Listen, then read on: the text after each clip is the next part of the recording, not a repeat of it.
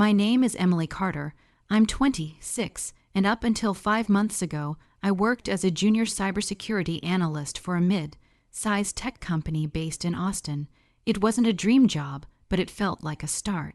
I joined with a fresh degree, a tired laptop, and a heart that still believed in hard work. I told myself if I showed up early, stayed late, fixed what broke, and never complained, I'd be fine. I was wrong. They say burnout creeps in slowly. For me, it was faster. It came in with blinking alerts at 2 a.m., with urgent Slack messages marked ASAP, with unpaid weekends spent patching server holes caused by bad leadership and worse coding. I covered for mistakes I didn't make.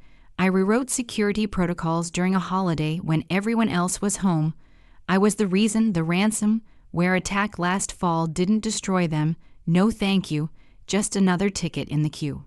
I wasn't a troublemaker. I didn't raise my voice. I smiled in meetings even when the CTO cut me off mid-sentence.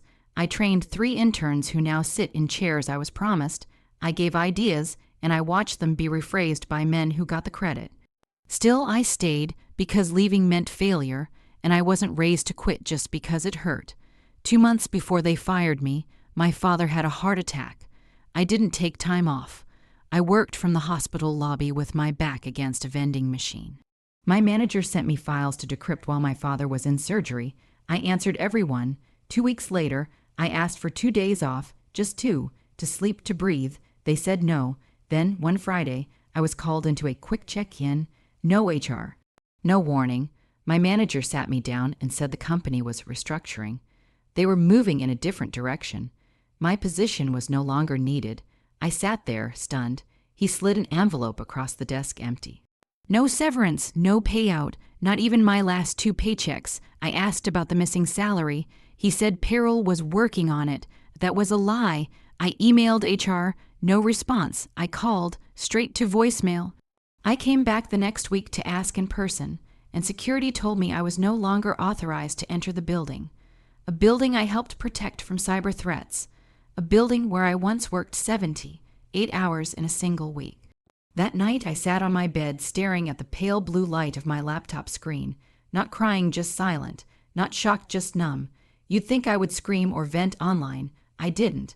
I was too tired to be angry, too humiliated to speak. I felt erased, like I had never been there. I checked my bank account. Rent was due. Groceries were low. Applications went out to 20 companies that week. 20 rejections. I knew what they were thinking. Why did she leave after just 2 years? Because I got used, chewed up, and tossed aside, but there's no check box for that on a resume. Friends told me to move on. You're better off, they said. Maybe, but they didn't see how that job became my identity, how I clung to the thought that if I just worked harder, they'd see me. They didn't. They never meant to. I wasn't hired to shine. I was hired to fix what they broke and keep my head down while doing it. A week after they fired me, I found something strange, an old backup drive. I had used it back when the company's internal systems were failing. It wasn't just full of files. It had a key, a hidden folder, something I built during a server rebuild at 3 a.m. Last year, a quiet access point, not malicious, not even intentional, just forgotten. And that was when I realized they didn't just fire me. They underestimated me. They didn't see me as a threat. They thought I'd vanish, that I'd disappear into silence like every other girl who gets chewed up by corporate greed. That night, I didn't open a job board. I opened a command window, not to hack, not to break anything. Just to remember, to trace what I had left behind, to see how deeply I had once been inside their walls. I wasn't ready for revenge, not yet, but I was done being quiet. This wasn't the end of the story. This was the first time I breathed without apologizing for it. The first time I opened the console again. It wasn't about revenge. It was about clarity. I needed to feel control again, even if it was just typing into a black window on a cracked laptop in a one-bedroom apartment that still smelled like burnt coffee and insomnia. At first, I only wanted to see if it still worked. The portal, the one I built, I had named it Hydra Gate, a stupid name I scribbled into a config file at 3 a.m. during a crash loop no one else could fix. They never asked how I stopped that breach. They just clapped and moved on. But Hydra Gate was still alive. It sat there buried inside their system like a blind spot, a hidden maintenance shell I had used during emergency restores, forgotten by everyone, including me, until now. The password prompt blinked. I typed the phrase I hadn't thought about in months, auth, Emily, branch 12, / reset pass, override, and suddenly I was back inside, not with root access, not yet, but enough to peek behind the curtain. Server status, patch cycles, outdated protocols. They hadn't cleaned anything. The same weak encryption layers I warned them about were still in place, still vulnerable, still mine, and that's when something shifted in me. The fear started fading, replaced by something quieter, colder, focus. I began documenting, not downloading, not deleting, just tracing, watching how the system moved, watching how they never closed the back doors I warned them about, watching how my old scripts still ran at night, keeping them afloat without even knowing I had written them. It was like watching my own ghost work for them. The more I saw, the more I remembered. I remembered how they dismissed me in meetings when I pointed out these flaws. How the CTO once laughed and said, "We'll worry about security when it's profitable." I remembered the internal email where a VP said, "Emily's good, but she lacks follow-through." After I stayed 19 hours straight fixing his launch, day failure, I remembered all of it, and the longer I stared at their system logs, the more I realized I didn't want to destroy them. I wanted to prove they never built anything without me, so I made a list, not a hit list. A blueprint, line by line, I mapped their dependency tree, which systems relied on which daemons, which keys triggered which backups. I made notes of their DNS routes, their auto-update schedules, their weak spots in power fallback. I created 2 versions of every document, one for evidence, one for control. Then I found something else. In a misconfigured log folder, there were crash reports with embedded admin credentials, unencrypted. Sloppy, a violation of every policy I had ever written for them. I tested one, admin access, full control. That night I sat in silence, no music, no lights, just me and the screen. I wasn't angry, not anymore. I was calm, calculated. There's a myth that revenge is hot. Blooded, it's not. Real revenge is cold, precise, and it never announces itself. The next step was what I called the proof package. I compiled a dossier of their violations, tax fraud, unpaid licenses, ignored compliance updates.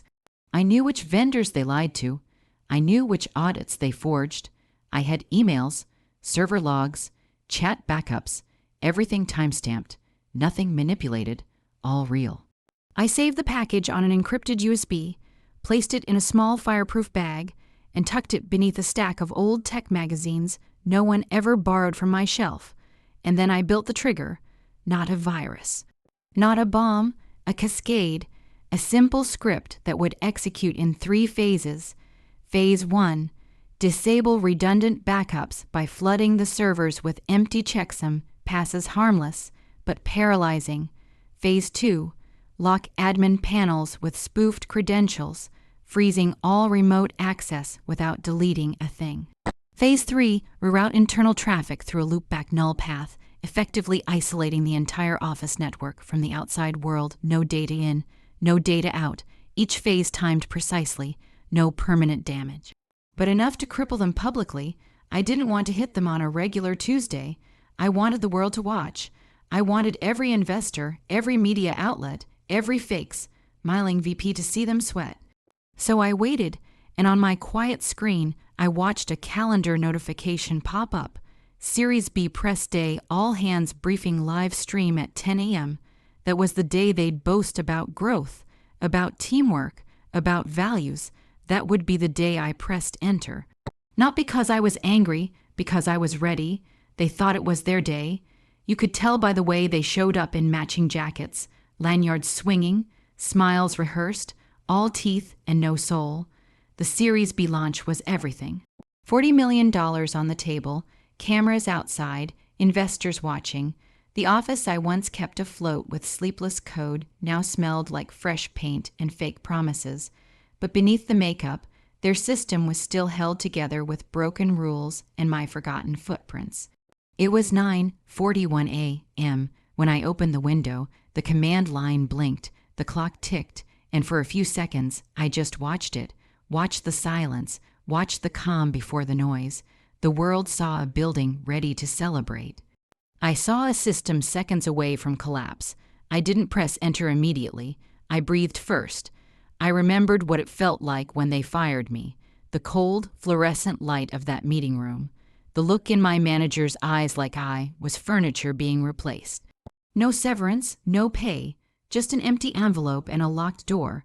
Then I thought of every night I slept with my laptop open, every patch they ignored, every line of protection they dismissed. And now, everything I had built for them would fold not with a crash, but with a click. I pressed enter, phase 1. The flood began silently. Server pings looped endlessly, each one feeding back a clean checksum. No errors, no alerts, but the backups, frozen. Every nightly mirror blocked from syncing. Every cloud redundancy rendered inert. And not a single alarm went off because technically, everything still worked. That's the trick about subtle sabotage. It looks like incompetence until it's too late to fix. Phase 2, at 9:52, the admin shell locked. Spoofed credentials kicked in, root access disabled. Control panels flickered once, then died. I watched their security engineer, Aaron, the same one who once told me I was too sensitive to be technical, panic on a live stream as the dashboard turned blank.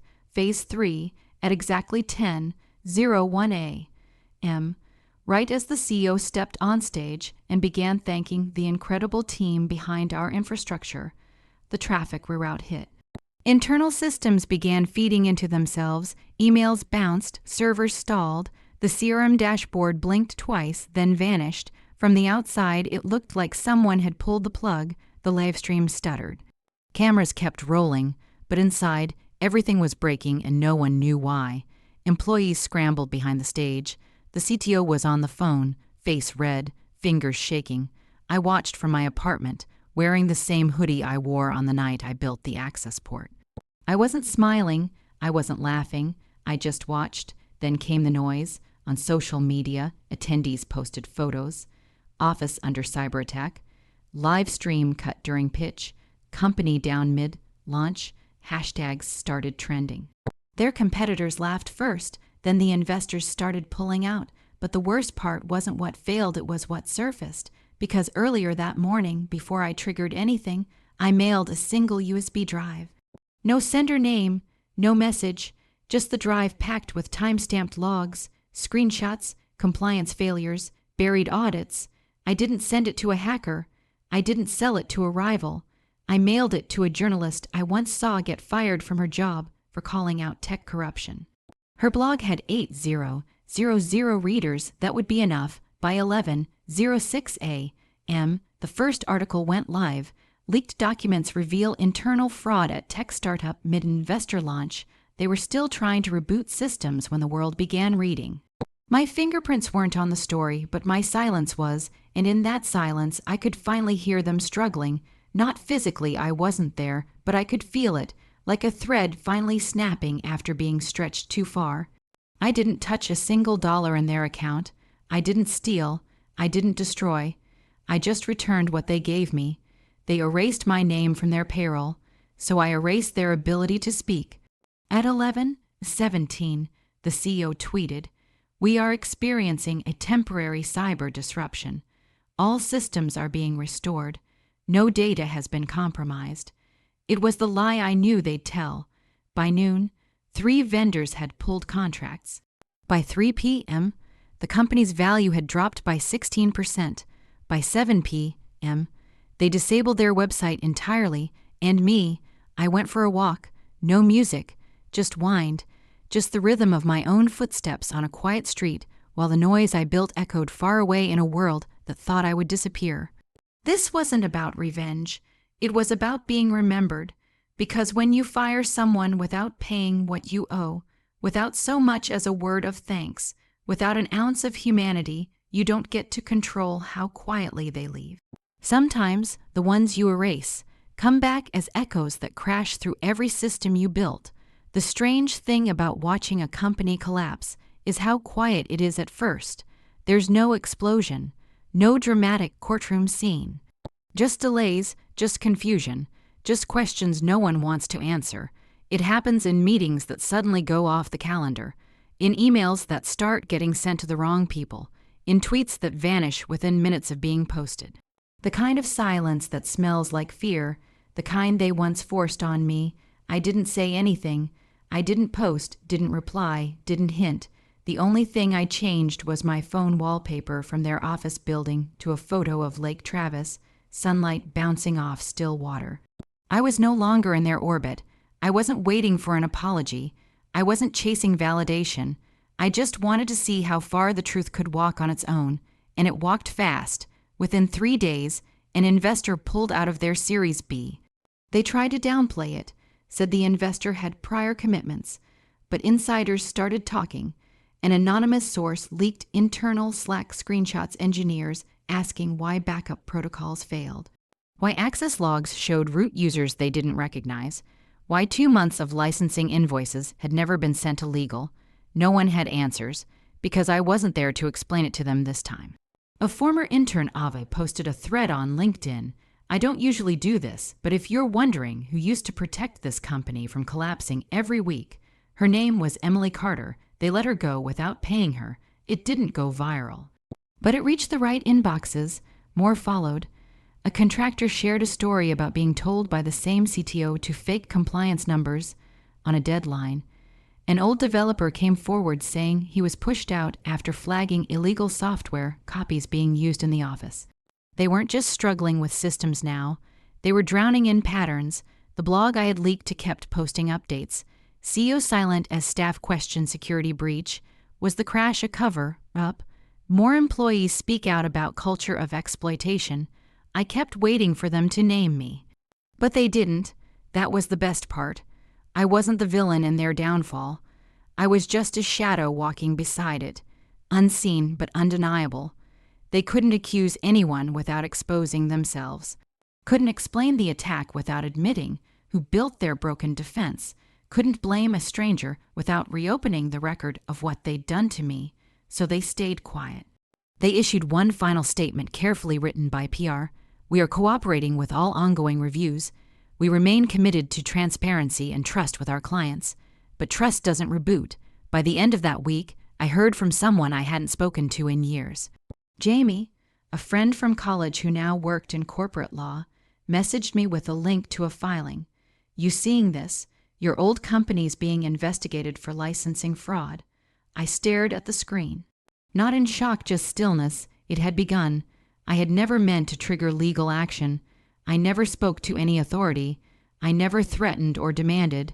But when people start asking the right questions, the truth doesn't need to scream. It just waits to be found.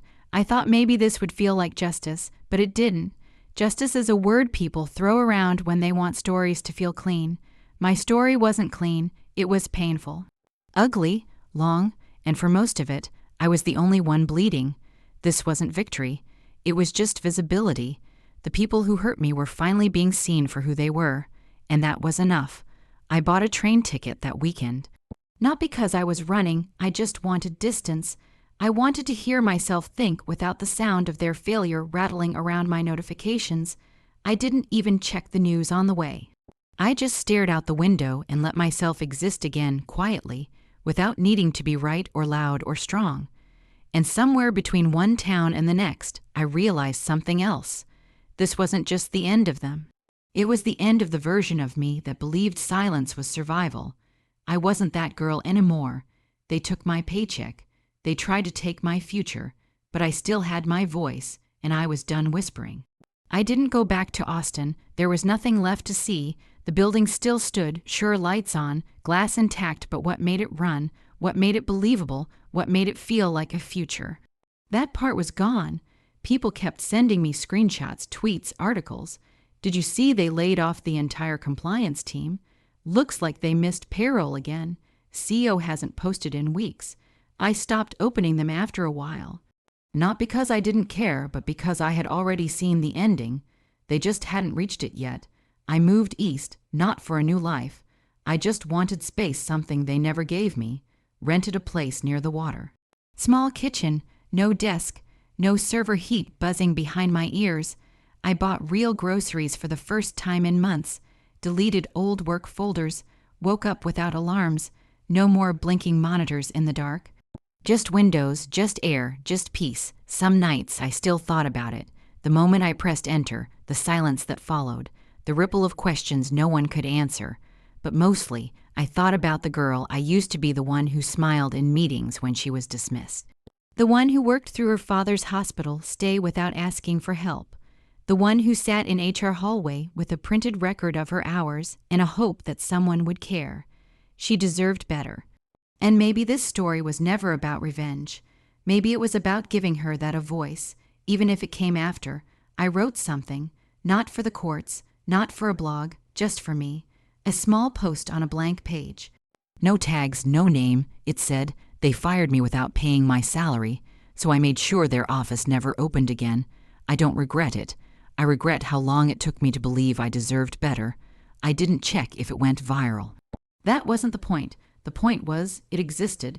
I existed, and every girl like me sitting alone with unpaid invoices and silence echoing in her inbox, she needed to know she wasn't crazy. She wasn't dramatic. She wasn't too emotional or hard to manage or not a cultural fit.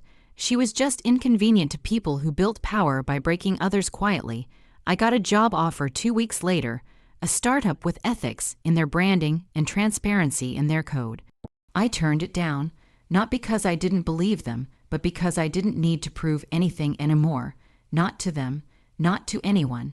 Sometimes people ask, what would you do differently if you had the chance? I think about that a lot. And the truth is, I would have spoken up sooner. I would have trusted the sinking feeling in my stomach instead of the fake smiles in their meetings. I would have stopped calling it imposter syndrome and started calling it what it was, gaslighting dressed as feedback. But I don't regret pressing enter, because I didn't just shut down a company. I sent a signal. I reminded them, and every company like them, that the people you underpay, overwork, and throw away are the same people who keep your foundation from collapsing. That every system they rely on was written by hands they never respected. That silence is not permission, it is a warning. You can fire someone without cause. You can strip their access. You can lock them out of the building. But you cannot erase memory. You cannot delete dignity. You cannot firewall pain.